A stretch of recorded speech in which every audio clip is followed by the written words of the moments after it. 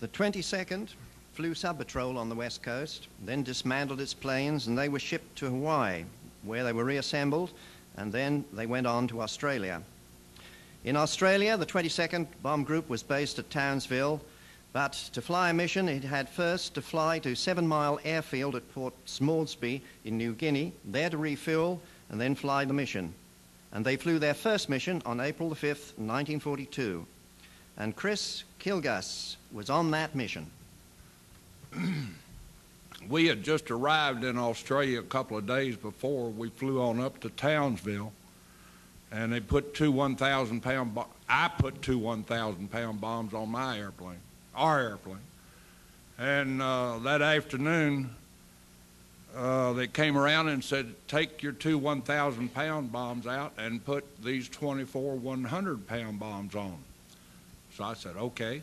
My crew chief, Sergeant Beaucamp, had gone to chow at lunch, and on his return, I had already taken the nose fuse and the tail fuses out, and when I could see, I was standing up in the bomb bay, and I could see his shoes when they come underneath there, and so I released one of those 1,000-pound bombs.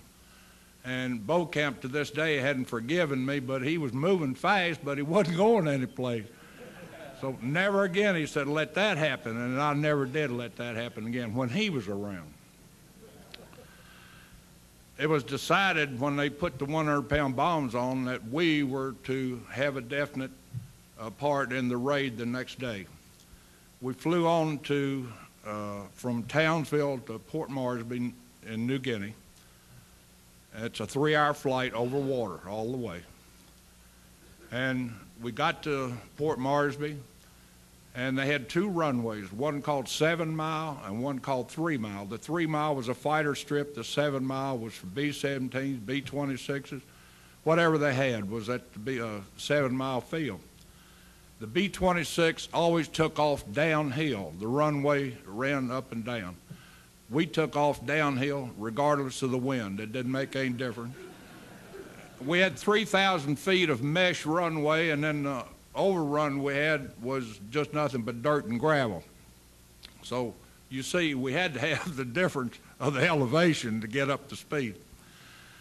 When we arrived at Port Moresby, there was nothing. It was jungle and lots of mosquitoes, millions of mosquitoes.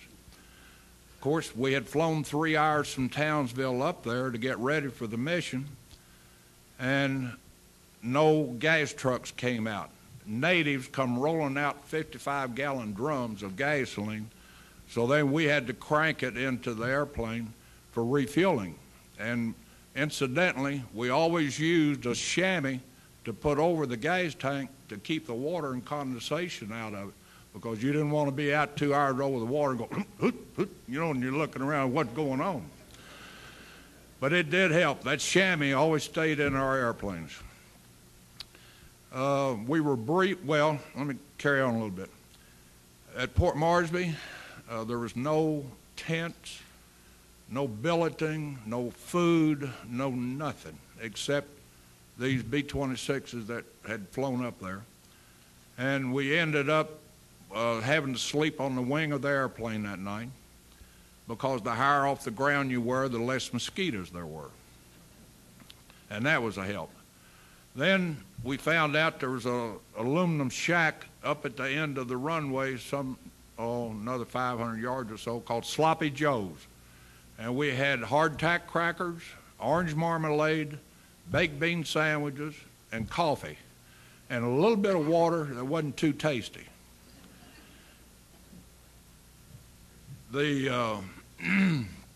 Needless to say, that night was very hectic. Then the next morning, sun came up.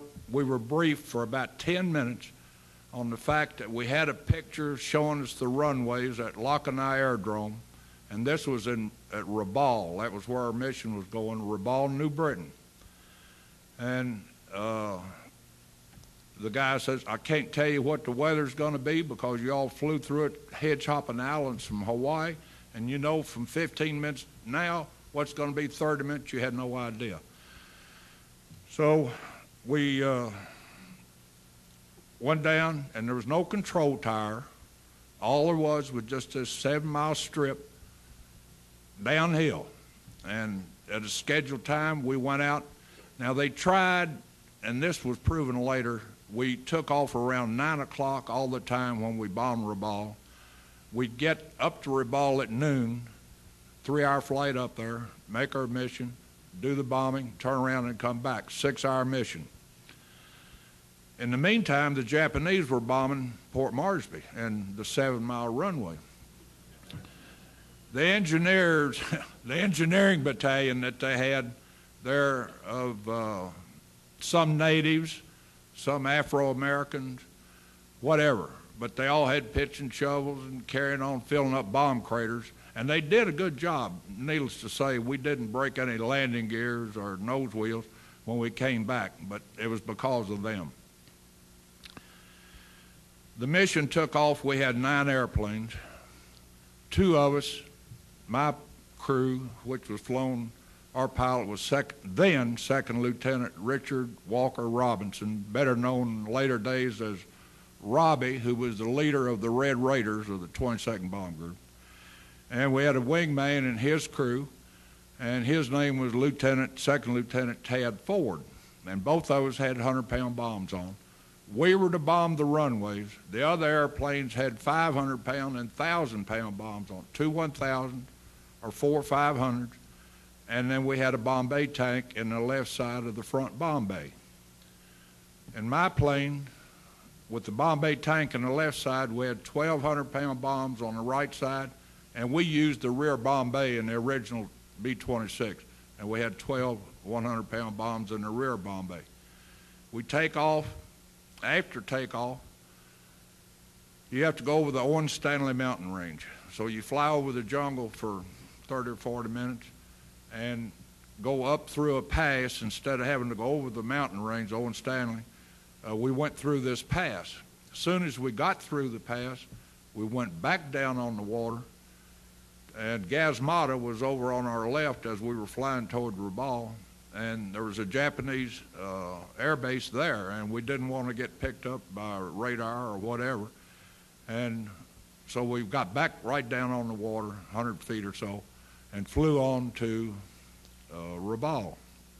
Now, at our briefing, which was very brief, I was told that there was a volcano that was semi-active, and we would see smoke from that, and that would be our signal that we were getting close to Rabaul. Otherwise, just dead reckoning navigation. So, and over water, you don't do too much dead reckoning navigation.